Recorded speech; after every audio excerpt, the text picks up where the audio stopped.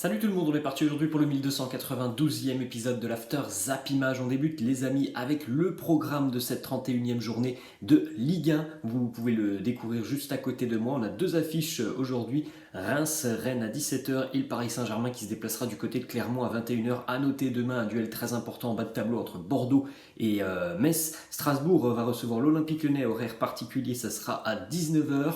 On aura aussi Marseille-Montpellier 21h et un petit peu plus tôt à 17h.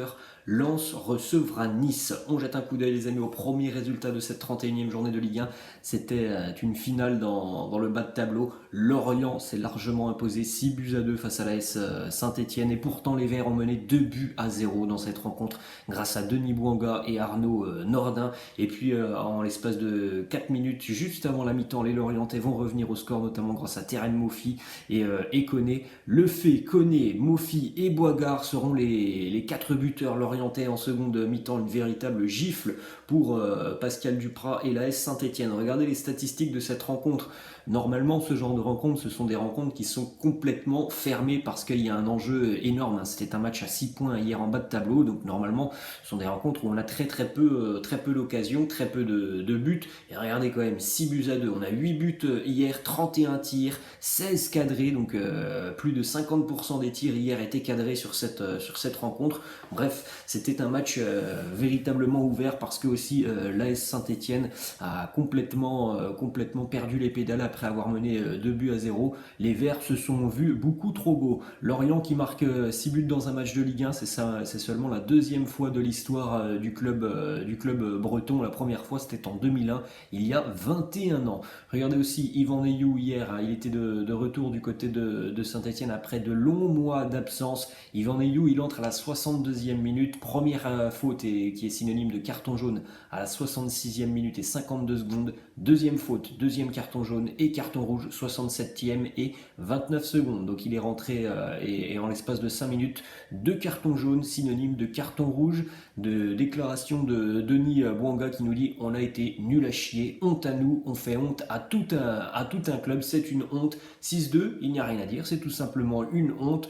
C'est le néant tout simplement. Les Verts qui sont en train de retomber dans leur travers de la première partie de saison. Ça allait un petit peu mieux depuis quelques semaines. Là, ça fait 2-3 semaines que la SSE est dans le dur.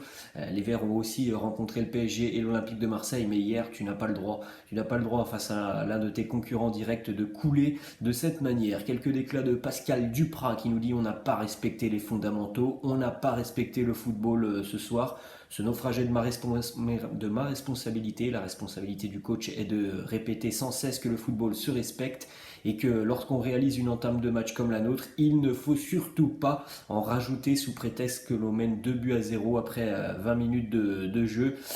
C'est vrai que pour l'AS Saint-Etienne, hier, on n'a pas compris comment cette équipe elle a coulé après avoir mené 2-0. Pascal Duprat qui lui a vu des choses surprenantes au milieu des terrains. Il n'a pas vu tout le monde faire les efforts. Il a vu des joueurs se voir un petit peu trop beau aussi sur cette rencontre. Voilà, du côté de Saint-Etienne, il va falloir se remettre au boulot parce que ça c'est une défaite qui fait mal. On prend la direction de Paris, on l'a dit, le PSG se déplace à Clermont ce soir et il y aura des absents une nouvelle fois dans le groupe parisien. On dénombre 8 absents ou forfaits pour la rencontre face à Clermont ce soir. Di Maria, Draxler, Herrera, Keylor Navas, Diaby, Ismaël Garbi, Levin Kurzawa et Leandro Paredes. En ce qui concerne André Di Maria, il était absent de l'entraînement hier. Il continue son travail de réathlétisation. Un retour à l'entraînement la semaine prochaine est envisagé du côté de Paris. En ce qui concerne Julian Draxler, il a été opéré au niveau d'une lésion du ménisque du genou droit. Pour Julian Draxler, c'est quasiment la fin de saison. On espère tout de même du côté de Paris le revoir à l'entraînement avant la fin de saison. Retour à l'entraînement prévu d'ici un mois et demi. Une déclat de l'entraîneur Mauricio Pochettino par rapport au Clermont Foot. Il nous dit le match face à Clermont, eh bien, on va jouer dans des conditions difficiles. Cette équipe a eu des résultats contre des équipes comme Reims, Lille, Marseille. Ils ont aussi des des intentions de jeu. Clermont qui est aussi en grande difficulté en Ligue 1. Les Clermontois qui enchaînent un deuxième match consécutif à domicile. La défaite face à Nantes la semaine dernière a dû faire beaucoup de mal au groupe clermontois. Et le PSG se présente ce soir avec l'intention de tout simplement de continuer sur la dynamique qu'ils nous ont proposée face à Lorient le week-end dernier. Une question des journalistes, est-ce qu'il y a une éventualité, une possibilité d'utiliser les jeunes du côté de Paris, d'utiliser beaucoup plus les jeunes sur la fin de saison? Il nous dit la possibilité de titulariser des joueurs comme Xavi Simons, c'est bien Michout avec les nombreux absents. Il y aura aussi des retours, Verratti, Gaï, Wijnaldum, Danilo, donc on verra qui débutera, mais à l'avenir, on espère leur donner plus de temps de jeu, donc peut-être sur la fin de saison qu'on verra beaucoup plus de la jeunesse côté parisien. Une déclaration aussi de Mauricio Pochettino en ce qui concerne Kylian Mbappé. Mbappé capitaine face à Clermont. Oui, c'est possible qu'il le soit, comme d'autres joueurs. Alors, ça serait quand même, là encore une fois, un gros cadeau réalisé par le Paris Saint-Germain pour Mbappé, pour lui donner encore plus de responsabilités et de poids dans ce vestiaire, même si je pense que voilà, il en a déjà énormément. Évidemment, le PSG fait tout son possible pour convaincre Mbappé de prolonger. Le brassard peut être un argument en plus. D'autres informations en ce qui concerne Mbappé, d'énormes personnalités du Qatar, mais aussi en France, se sont associées pour convaincre Mbappé de signer un renouvellement de contrat avec le Paris Saint-Germain. On sait notamment, par exemple, que Emmanuel Macron, le président, est déjà intervenu pour tenter de convaincre lui aussi à sa manière Kylian Mbappé de rester en France pour le Paris Saint-Germain. On poursuit les amis avec une information qui concerne Neymar. À Paris et à Doha au Qatar, on est conscient qu'il sera quasiment impossible de se séparer du Ney cet été. À part Newcastle, aucun club ne paraît financièrement capable de l'accueillir. Donc du côté du Paris Saint-Germain, on pense que Neymar sera encore là l'année prochaine. On regarde les amis ces images du côté du Vélodrome après la rencontre entre l'OM et le PAOK Salonique. Vous voyez ça, c'est le secteur visiteur des supporters grecs avec énormément de sièges qui ont été arrachés, qui ont été cassés par les supporters grecs. Les incidents aussi, les jets de projectiles entre supporters marseillais et supporters grecs vont donner lieu à une procédure de l'UEFA. On espère que ça ne sera pas trop lourd pour l'Olympique de Marseille. On espère notamment qu'il n'y aura pas un huis clos pour l'OM si jamais il y a une qualification en demi-finale de l'Europa Conference League. En ce qui concerne Arkadiusz Milik, il était de retour à l'entraînement hier, donc plus de peur que de mal pour Milik. On verra s'il sera présent pour le match demain face à Montpellier. On prend la direction de Lille maintenant avec les dernières infos qui concernent le dossier Hatem Ben Arfa. Pour le moment, Hatem Ben Arfa est mis à pied par le LOSC et il est convoqué à un entretien préalable, donc vraisemblablement que Hatem Ben Arfa sera licencié par Lille très très prochainement et il ne rejouera plus avec le LOSC. Des déclarations hier en conférence de presse, Jocelyn Gourvenec, l'entraîneur lillois, qui nous dit « C'était difficilement compréhensible car j'avais beaucoup d'affection pour ce joueur. Rien ni personne n'est au-dessus du LOSC. En 34 ans dans le milieu du foot, je n'avais jamais vu ça. Ce n'est pas parce qu'il y a des gens tordus qu'il faut être un tordu. » Voilà les déclarations de Jocelyn Gourvenec en conférence de presse. Hatem Ben Arfa, il a réagi quelques minutes après cette conférence de presse en laissant ce petit message sur son compte Instagram. Tu parles de tordus alors que toi et ton président Olivier Létang êtes les plus tordus. Toi, ton problème, c'est l'incompétence. Allez le LOSC, on ne joue pas la relégation. Bon, voilà, vous l'avez compris les amis, Hatem Ben Arfa sera à mon avis licencié dans quelques jours et il ne rejouera plus avec Lille. Et je pense que voilà, ça va être compliqué pour Hatem de retrouver un nouveau club. On continue les amis cette fois-ci du côté de l'Espagne. La victoire hier de Séville qui reprend un petit peu sa marche en avant après quelques contre-performances depuis quelques semaines. Les Sévillans s'imposent dans un derby andalou hier 4-2 face à Grenade. Diego Carlos Ocampos, Rafa Mir et Papou ont marqué. Du côté du Real Madrid, une petite information confirmée par Foot Mercato hier. Arsenal est venu au renseignement pour Eden Hazard. Le Real envisage possiblement un prêt de Hazard l'été prochain.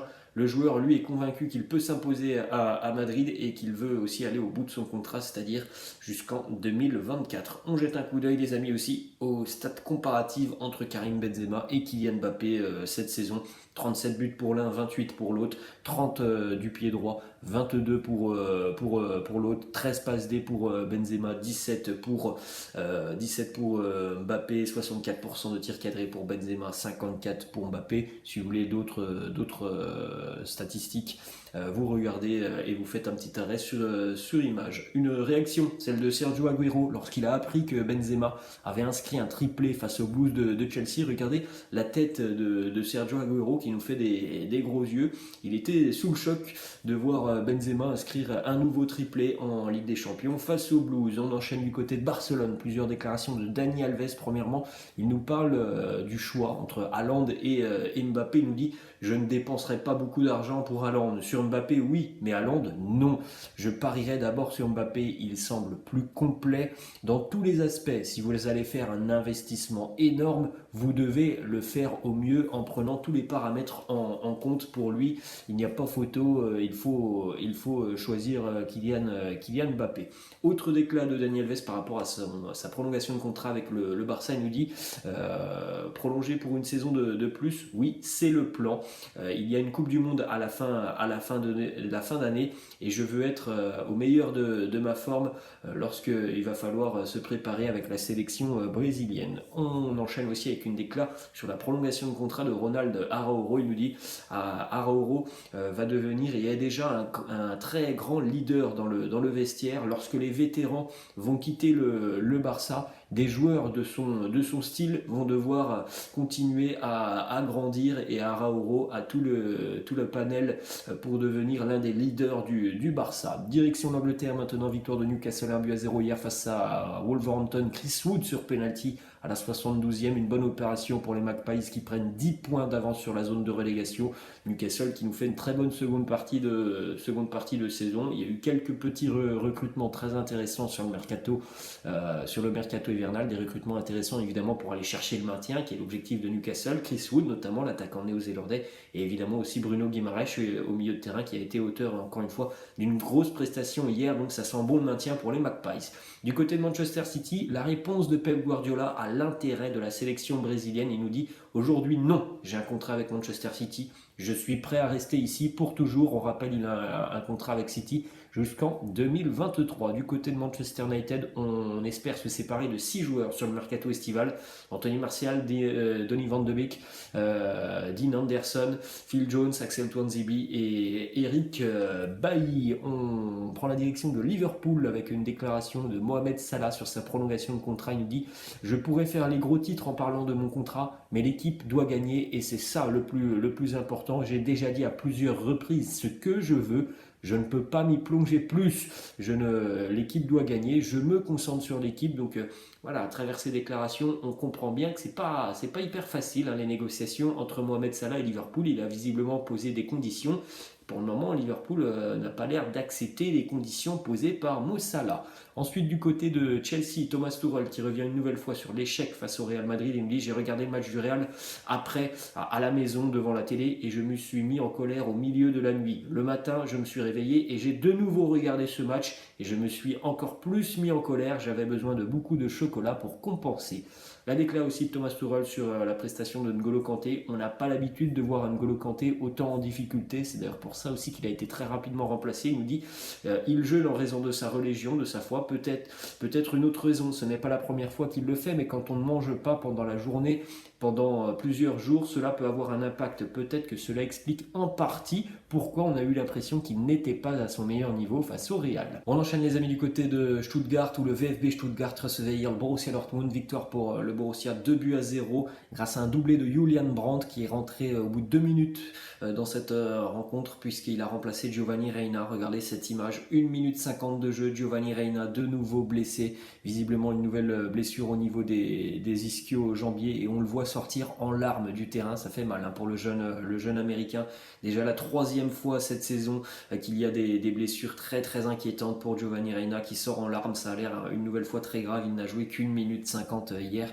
Et d'ailleurs, le Borussia Dortmund a eu 3 blessés hier du côté de Stuttgart. Victoire 2-0 grâce à Julian Brandt.